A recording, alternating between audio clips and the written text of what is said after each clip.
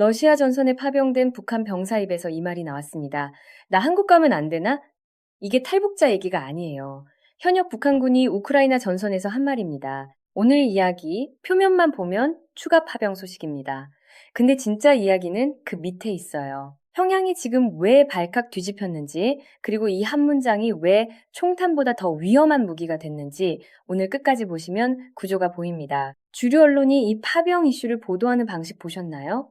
몇 명 추가 파병이니 어느 전선에 배치됐니 북한이 대가로 뭘 받았니 숫자와 교환 조건만 다루는 거예요. 정작 평양 내부에서 무슨 균열이 생기고 있는지 전선에서 돌아온 병사들 사이에서 어떤 말이 돌고 있는지 그 이야기는 거의 없습니다. 오늘 그 부분을 들여다보겠습니다. 이야기는 세 개의 층으로 들어갑니다. 표면에는 소모전의 구조가 있고요. 그 밑에는 김정은의 계산이 빗나가고 있는 현실이 있습니다. 그리고 가장 깊은 곳에는 북한 체제가 가장 두려워하는 일이 지금 막 시작되고 있다는 얘기가 있어요. 순서대로 들어가 보겠습니다. 들어가기 전에 한 가지만요. 이 이야기는 단순히 북한 내부 얘기가 아닙니다. 한국이 앞으로 대북 정책을 어떻게 가져가야 하는지에 대한 직접적인 시사점이 있어요. 오늘 그 연결고리도 같이 짚어보겠습니다. 먼저 숫자부터 짚겠습니다. 지금 러시아가 이 전쟁에서 얼마나 소모됐는지 한 번이라도 제대로 계산해 보신 적 있으세요? 전사자만 51만 명입니다. 전사자만요, 여기에 부상자를 곱하기 3으로 잡으면 전투 불능 상태가 된 병력이 총 200만 명에 육박합니다. 한국으로 치면 부산 인구 전체가 전쟁터에서 사라진 겁니다. 그것도 3년 만에요. 이 숫자가 어느 언론에서 이렇게 정리돼서 나온 적 있습니까? 없어요. 근데 이게 지금 러시아 전쟁의 실상입니다. 속도가 더 심각합니다. 한 달에 약 3만 명씩 소모되고 있어요. 한 달에 3만 명이요. 성남시 인구가 매달 전선에서 사라지는 속도입니다. 1년이면 36만 명이에요. 이 속도로 3년 넘게 간 겁니다. 전쟁 초기에 푸틴이 3일 만에 키이우를 점령하겠다고 했던 거 기억하시죠? 3일이 3년이 됐고 200만 명이 소모됐어요. 이게 계획대로 됐습니까? 아니요. 이건 처참하게 계획이 빗나간 전쟁입니다. 근데 푸틴은 멈출 수 없어요. 여기서 멈추면 더 큰 정치적 타격이 오니까요. 그럼 왜 러시아는 대규모 지상군으로 밀어붙여서 빨리 끝내지 않느냐고 물으실 수 있어요. 생각보다 단순하지 않습니다. 우크라이나가 300km 전선에 걸쳐 참호를 파고 방어선을 구축해놨어요. 1차 세계대전 참호전의 현대판입니다. 여기에 기갑 부대를 밀어넣으면 드론에 위에서 잡히고 대전차 미사일의 옆에서 맞아요. 제2차 세계대전식 탱크 돌격이 더 이상 통하지 않는 전장입니다. 돌파 자체의 소모가 너무 크기 때문에 러시아는 지금 소모전으로 밀고 가는 겁니다. 인력과 탄약을 계속 집어넣으면서 상대를 먼저 지치게 만드는 방식이에요. 우크라이나의 서방 지원이 지쳐 떨어지면 자기가 이긴다는 계산이죠. 이 전략을 쓰려면 끊임없이 인력을 보충해야 해요. 그래서 러시아는 지금 절박합니다. 자국 내 동원은 이미 여론 저항에 부딪혔고 다른 인력 공급처를 찾고 있어요. 그 답이 북한이었습니다. 북한 병사를 러시아가 왜 원하는지 냉정하게 따져봐야 해요. 첫째로 단가의 문제입니다. 자국민이 죽어나가면 내부 여론이 흔들립니다. 전사통보가 가정에 가고 그게 SNS로 새어나가요. 러시아에서도 실제로 그런 일이 일어나고 있고 전사자 가족들이 항의하는 사례들도 보고되고 있습니다. 근데 북한 병사들이 전선에서 죽어도 러시아 국내 여론에 아무런 타격이 없어요. 북한 정부가 자국민에게 알리지 않으니까요. 둘째로 공급의 속도입니다. 러시아가 자국에서 추가 동원을 하려면 정치적 절차가 필요하고 훈련 기간도 있어요. 근데 북한은 이미 훈련된 병력을 빠르게 보낼 수 있는 구조입니다. 공급 속도가 다르다는 거예요. 저렴하고 빠르게 조달 가능하고 자국 여론에 아무런 반향이 없는 인력. 이게 러시아가 북한 파병에서 찾는 가치입니다. 옛날 이야기 하나 떠오르는데요. 호랑이 등에 올라탄 사람 있잖아요. 올라가는 건 내가 선택했는데 내려오면 잡아먹히니까 계속 타고 있어야 하는 상황. 타면 탈수록 사실 더 위험해지는데 그렇다고 선택지가 없는 처지. 김정은이 지금 딱 그 꼴입니다. 첫 파병을 결정하고 호랑이 등에 올라탔는데 이제 내릴 수가 없어요. 내리면 러시아와의 관계도 흔들리고 그 관계에서 기대했던 무기 기술과 외교 지지도 사라지니까요. 그런데 여기서 한 가지 놓치면 안 되는 게 있습니다. 김정은으로서는 추가 파병이 사실 모험이에요. 1차 파병 때는 나름 계산이 있었습니다. 외화, 무기기술 이전, 러시아의 국제 외교 지지, 이 세 가지를 챙길 수 있다는 계산이었어요. 한약 제공으로 시작해서 병력 파견으로 갔고 러시아로부터 위성 기술과 핵 관련 협력을 약속받았다는 분석도 있습니다. 단기적으로는 이 계산이 틀리지 않았어요. 교환 가치는 있었습니다. 근데 1차 파병 이후에 예상치 못한 변수가 생겼습니다. 딱 세 가지예요. 하나, 사망 소식이 역으로 유입되기 시작했습니다. 북한에서 파병 사실을 공식적으로 숨기려면 귀환 병사도 사망 통보도 철저히 통제해야 해요. 근데 이 규모로 파병하면 완벽히 숨길 수가 없습니다. 파병된 병사가 수천 명 단위예요.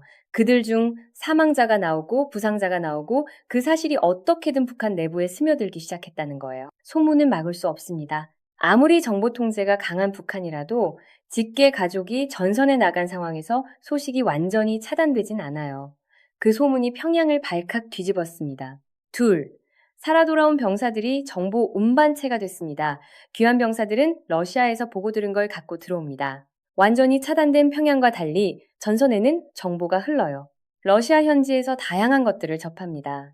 외부 세계의 실상이 귀환 병사들의 기억 속에 실려 북한 내부로 들어오는 거예요. 북한 체제가 수십 년간 유지한 정보 차단의 가장 취약한 경로가 이겁니다.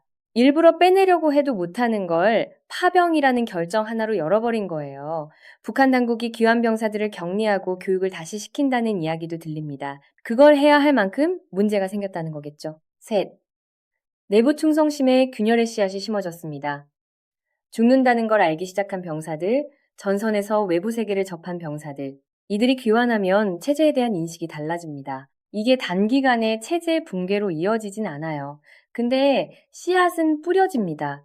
그것도 군인들 사이에서요. 북한 체제의 핵심 기둥이 군대인데 그 군대 내부에 의문의 씨앗이 심어진 거예요. 이걸 심은 사람이 김정은이라는 아이러니가 여기서 나옵니다. 그래서 추가 파병 소문이 평양 내부에서 퍼질 때 전혀 다른 반응이 나온 겁니다. 이제 죽는다는 거 안다는 거죠. 1차 파병 때는 그래도 영웅적 임무 서사가 어느 정도 먹혔는데 이젠 안 먹히는 거예요. 선전이 깨지고 있는 겁니다. 북한 내부에서 선전이 깨지는 건 정치적으로 엄청난 사건이에요. 체제가 오직 선전과 공포로만 유지되는 나라에서 그 선전에 구멍이 나기 시작했다는 얘기니까요. 여기서 공식 발표가 없다는 것 자체가 신호입니다. 잠깐만요. 보통 김정은이 군사적 결정을 내리면 어떻게 하죠? 노동신문에 영웅서사를 만들거나 대외적으로 동맹과시를 하는 게 기본이에요. 1차 파병도 처음엔 부인했지만 결국 자국민한테는 어느 정도 영웅서사로 포장했습니다. 근데 이번 추가 파병은 소문만 돌고 있어요. 공식 발표가 없다는 것. 이게 내부 결정 과정이 순탄하지 않다는 신호로 분석됩니다. 보안을 지키려는 게 아니라 내부 동요 때문에 쉽게 발표를 못하는 상황일 가능성이 제기된다는 거예요. 진짜 그림은 이 다음에 나옵니다. 나 한국 가면 안 되나? 이 한 문장을 다시 보세요. 단순히 탈북하고 싶다는 말이 아니에요. 이게 얼마나 구조적으로 위험한 발언인지 분해해 봐야 합니다.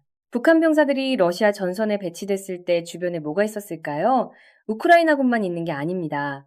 러시아 현지에서 다국적 접촉이 이루어지고 인터넷이 완전히 차단된 평양과 달리 전선 주변에는 정보가 흘러요.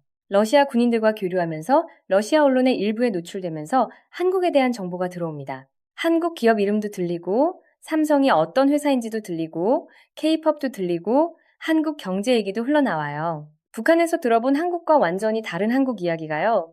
그게 어떤 결과를 낳았냐면요. 사람 대접받고 잘 대해주고 잘 먹고 자유가 있네 이 인식이 생겨버린 거예요. 한국이 어떤 나라인지에 대해 북한에서 세뇌받은 이미지가 있잖아요. 제국주의 미국의 식민지, 굶주리는 인민들이 착취당하는 곳, 언제든 우리가 해방시켜야 할 땅.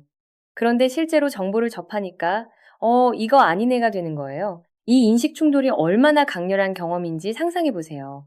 평생 들어온 얘기가 거짓이었다는 걸 전선에서 깨닫는 순간. 그것도 목숨이 왔다 갔다 하는 상황에서요. 사람이 가장 솔직해지는 때가 죽음 앞에서라고 하잖아요. 그 순간에 한국이 생각난다는 거예요. 적의 땅이 아니라 한 번 가보고 싶은 곳으로요. 여러분이 뭔가 이상하다고 느꼈던 그 감각 정확한 거예요. 이건 단순한 탈북 욕구가 아닙니다. 파병된 현역 병사가 전선에서 체제를 의심하기 시작했다는 신호예요. 북한 역사에서 이 규모의 외부 노출 경험은 사실상 없었거든요. 일부 외화벌이 노동자들이 해외에 나가서 외부 세계를 접한 적은 있어요. 근데 그건 통제된 환경에서 감시 속에서 제한된 접촉이었습니다. 지금 전선에서 벌어지는 건 다릅니다. 전투라는 극한의 상황, 죽음이라는 가장 직접적인 압박 속에서 통제가 허술해진 환경에서 이 경험이 벌어지고 있어요. 생각해 보세요. 죽을 수도 있는 상황에서 처음으로 자유세계의 단편을 접한 병사가 있습니다. 그 병사의 머릿속에서 무슨 일이 일어나고 있을까요? 대의를 위해 죽는다는 확신이 있어야 버틸 수 있는데 그 대의의 근거가 흔들리기 시작한 거잖아요. 우리가 해방해야 할 땅이 아니라 한번 가보고 싶은 곳이 돼버린 거예요. 이 생각의 변화가 얼마나 강력한지는 그게 전선에서 입 밖으로 나왔다는 사실이 증명합니다. 감시받는 상황에서도 이 말이 나왔다는 거잖아요. 싹 다 속았다. 이 말이 퍼지고 있다는 건 뭘 의미할까요?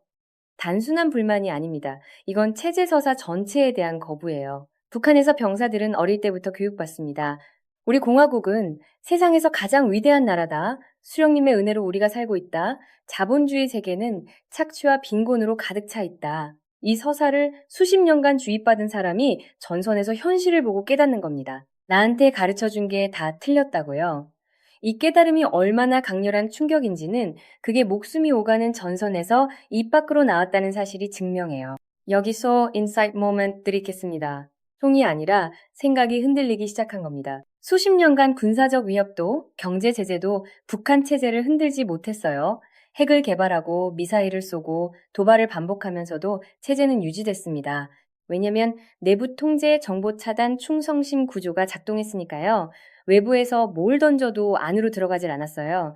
근데 러시아 전선에서 한국 얘기를 들은 병사의 머릿속에서 뭔가가 깨지기 시작했다는 거잖아요. 깨지는 건 순간이에요. 그리고 그 순간은 총이 아니라 생각에서 옵니다. 1989년 베를린 장벽이 무너지기 전에 무너질 것 같다고 예측한 분석가가 전 세계에 몇 명이나 됐을까요? 거의 없었어요. CIA도 몰랐고, 소련 KGB도 몰랐고, 동독 슈타지도 몰랐습니다. 왜냐면 균열은 총성이 아니라 사람들 머릿속에서 시작됐으니까요. 여행 자유와 소문 하나가 동베를린 주민들의 행동을 바꿨고 그 행동이 벽을 넘었어요. 루마니아도 마찬가지였습니다. 차우셰스쿠는 마지막 대중연설에서 군중이 야유를 보내는 순간 체제의 끝을 봤어요. 그 야유 한 번이 갑자기 생긴 게 아니라 수십 년간 쌓인 균열이 폭발한 겁니다. 북한과 동독의 차이도 있어요. 동독은 그래도 외부와 일부 연결이 돼 있었습니다. 서독 텔레비전이 잡혔고 가족 방문이 제한적으로 허용됐어요. 북한은 그것보다 훨씬 단단하게 닫혀 있었습니다. 그래서 지금까지 버텼던 거고요. 근데 지금 그 닫힌 문이 의도치 않게 열렸어요. 전선이라는 구멍을 통해서요. 그리고 그 구멍은 닫기가 어렵습니다. 파병을 중단하면 러시아와의 관계가 흔들리고 파병을 계속하면 정보 유입이 계속돼요. 어느 쪽을 선택해도 김정은한테는 부담입니다. 지금 북한에서 일어나고 있는 일이 그 시작점과 구조적으로 닮아 있습니다. 아직 갈 길이 멀어요. 내일 당장 무슨 일이 일어난다는 얘기가 아닙니다. 북한 체제의 통제력은 여전히 강하고 군대와 당의 충성 구조는 쉽게 무너지지 않아요. 근데 씨앗은 뿌려지고 있습니다. 그것도 김정은이 직접 심은 씨앗이에요. 외부 압박이 아니라 자기 손으로 자기 체제에 구멍을 낸 거예요. 이제 한국에게 이게 뭘 의미하는지 봐야 합니다. 강경일변도 대응이 오히려 이 균열을 막는다는 역설이 있어요. 북한에 대한 압박과 봉쇄를 강화하면 할수록 정보 유입 채널도 좁아지거든요. 전선에서 한국 정보를 접한 병사들이 한국이 괜찮은 곳이네 라고 느끼게 하는 것. 이게 사실 어떤 미사일 방어 체계보다 비대칭적으로 강한 힘입니다. 제3세계 국가들이 냉전 시기 미국식 자유주의를 받아들인 이유 중 하나가 코카콜라와 청바지였다는 말 들어보셨나요? 총이 아니라 생활 방식의 비교가 선택을 바꿨다는 거잖아요. 지금 북한 병사들에게 그 경험이 벌어지고 있는 겁니다. 그래서 지금 이재명 정부가 대북 유연성 포지션을 유지하는 게 단순한 평화 레토릭이 아니라 실제 전략으로서 의미가 있다는 겁니다. 적대가 아닌 접촉 가능성을 열어두는 것, 대화 채널을 유지하려는 것, 이게 정보 유입의 통로가 되거든요. 북한 병사들이 전선에서 한국에 대해 좋은 이미지를 갖게 되는 것, 그리고 그 이미지가 귀환 후 내부에 퍼지는 것, 이 과정을 강경 봉쇄로 막는 게 과연 우리에게 유리한 건지 다시 생각해 봐야 해요. 여기서 정보 유입의 전략적 가치를 다시 봐야 합니다. 냉전 시기 미국이 소련을 어떻게 무너뜨렸는지 아세요? 핵무기가 아니었어요. 청바지와 제주와 코카콜라였습니다. 철의 장막 너머로 서방의 생활 방식이 새어 들어갔고 소련 젊은이들이 비교를 시작했어요. 그 비교가 체제에 대한 의문을 낳았고 그 의문이 1989년에 도미노를 만들었습니다. 지금 북한 병사들에게 러시아 전선이 그 역할을 하고 있는 거예요. 의도하지 않게요. 반면에 전 정부 방식처럼 대북 확성기 방송 중단하고 전단 금지법 만들고 접촉 자체를 봉쇄하면 어떻게 될까요? 북한 체제의 정보 차단망을 우리가 나서서 도와주는 결과가 됩니다. 이거 웃을 일이 아닙니다. 누구한테 유리한 건지 이제 좀 보이시죠? 우리가 강경하게 나갈수록 김정은이 내부 통제를 유지하기 더 쉬워지는 아이러니가 있어요. 우리의 강경 대응이 북한 체제의 방어막이 돼주는 구조가 되었다는 거잖아요. 이쯤에서 한 가지 더 짚고 싶은 게 있어요. 국내 보수 언론이 이 북한 파병 이슈를 어떻게 다루는지 보셨나요? 북한의 추가 파병을 김정은의 도발이자 군사 위협으로만 프레임을 잡아요. 강경 대응해야 한다, 한미일 공조 강화해야 한다, 이런 방향으로 몰고 가죠. 근데 정작 전선 내부에서 균열이 생기고 있다는 정부 차원의 이야기는 왜 잘 안 다룰까요? 이 균열 이야기는 대북 강경 기조를 정당화하는 데 도움이 안 되거든요. 오히려 유연한 접촉이 더 효과적이라는 논거가 되니까요. 보도의 빈칸이 사실 더 많은 걸 말해줄 때가 있어요. 12.3 이후 이 나라에서 어떤 언론이 어떤 이유로 어떤 정보를 부각시키고 무엇을 지우는지 이제는 좀 눈을 뜨고 봐야 합니다. 지상파 보도만 보고 있으면 이 구도는 절대 안 보여요. 숫자와 위험론만 보입니다. 균열의 이야기, 생각이 흔들리고 있다는 이야기, 이건 보수 언론이 다루기에 불편한 이야기니까요. 한 가지 더 생각해 볼 게 있어요. 이 병사들이 귀환한 이후에 한국 정부가 어떤 대화 채널을 갖고 있느냐의 문제입니다. 만약 대화 채널이 열려 있으면 귀환 병사들의 인식 변화를 활용할 접점이 생겨요. 대화 자체가 신호를 주는 거거든요. 한국이 적대적인 나라가 아니라는 신호를요. 근데 강경 봉쇄 일변도로 가면 그 신호 자체가 차단됩니다. 어느 쪽 접근이 이 상황에서 더 전략적인지 냉정하게 따져봐야 해요. 판이 바뀌고 있습니다. 총성이 아니라 전선에서 먼저 알아버린 병사들의 생각 때문에요. 김정은은 러시아에 파병해서 무기기술과 외화를 얻으려 했습니다. 근데 그 대가로 자기 병사들의 머릿속에 비교의 씨앗을 심어버렸어요. 체제가 가장 두려워하는 건 총이 아니라 비교입니다. 저쪽은 어떻게 사는가라는 단순한 의문이 어떤 무기보다 무서운 이유가 거기 있어요. 수십 년간 북한 체제가 유지된 가장 큰 이유 중 하나는 정보 차단입니다. 비교 대상이 없으면 불만이 생겨도 체계화되지 않아요. 지금보다 더 잘 살 수 있다는 걸 모르면 현재가 당연한 게 되거든요. 이게 수령체제의 작동 원리예요. 근데 지금 그 비교가 시작됐어요. 러시아 전선에서 김정은이 보낸 병사들의 머릿속에서요. 아이러니하죠. 체제를 강화하려고 군사협력을 했는데 그 군사협력이 체제의 근간을 흔드는 경험을 병사들에게 줬으니까요. 체제가 생존하기 위해 한 선택이 체제의 붕괴에 씨앗이 되는 구조. 역사에서 이런 패턴은 반복돼 왔습니다. 강한 것들은 대부분 외부의 충격이 아니라 내부의 모순으로 무너졌으니까요. 깨지는 건 순간입니다. 그 순간이 언제 올지는 아무도 모르지만 균열은 이미 시작됐습니다. 그 균열을 직접 만든 사람이 다름 아닌 김정은 자신이라는 게 이 이야기에서 가장 중요하고 가장 씁쓸한 역설입니다. 오늘 이 이야기 주류 언론 어디서도 이렇게 구조적으로 정리돼서 나온 건 못 보셨을 겁니다. 다음 편에서는 이 균열이 실제로 어떤 방향으로 전개될지 그리고 한국이 어떤 역할을 할 수 있는지 더 깊이 들어가 보겠습니다.